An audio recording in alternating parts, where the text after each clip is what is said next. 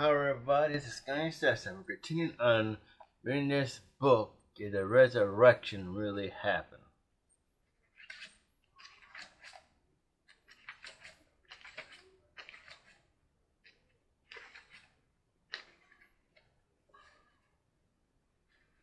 We're now in chapter 2, Grieving.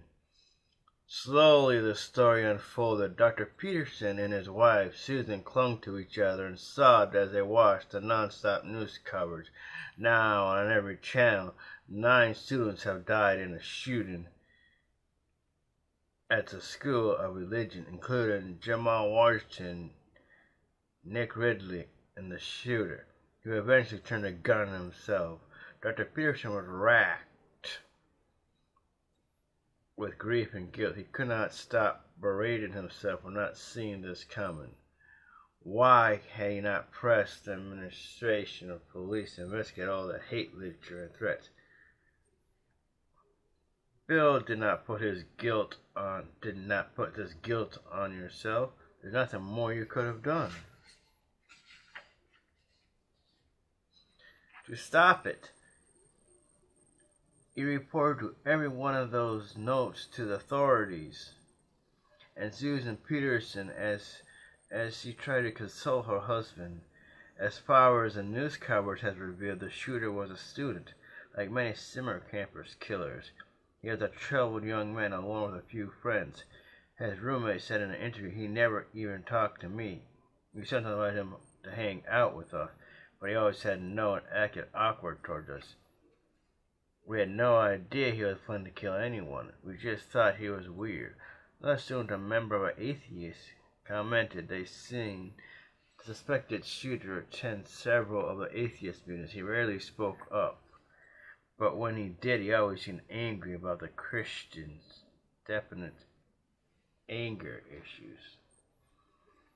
Bill, Susan said, he turned back to the TV coverage of this student.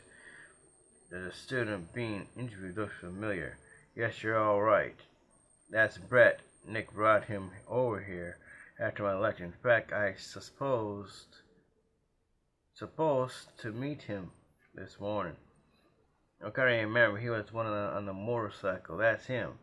A premier major. A very bright boy. He reported turned his face and said, "We're talking about Brett Wilson, a senior at Oak Hill University, who was on his way to meet a religion professor when he saw a young coworker covered in blood running out of the religion building." Brett, tell us again what happened. Well, the students were pouring out from the building,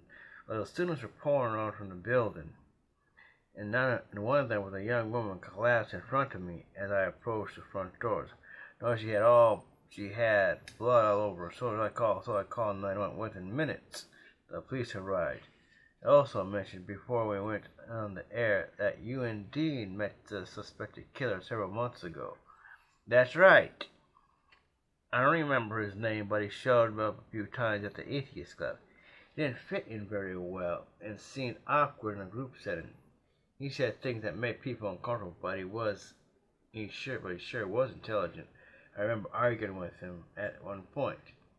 Why did you argue with him? Porter asked. Like I mentioned earlier, he was pretty angry most of the time. He came to our meeting saying, if there is no God, there is no right or wrong. That we merely is a deterministic evolution process. We should just get rid of all religion. People with genetic defects and inferior races that we argued about. We asked them not to come back here. We don't put up with racism in the club. We never saw him again after that. Why didn't you report this? Asked the reporter. Honestly, none of us took him seriously. We figured he was taking a freshman philosophy. He was taking freshman philosophy and trying it out in our group. We never assumed he was for real and getting rid of people. We meet a lot of racists on campus, mostly they don't come back unless they realize they don't share our views.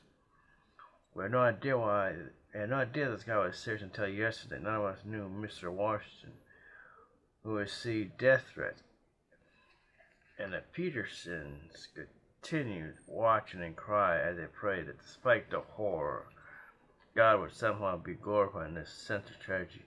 They prayed for Nick's parents and Jamal's family, for all the others impacted by the event, especially Nick and Jamal's close friends, Jessica, Mina, Andrea, and Brett.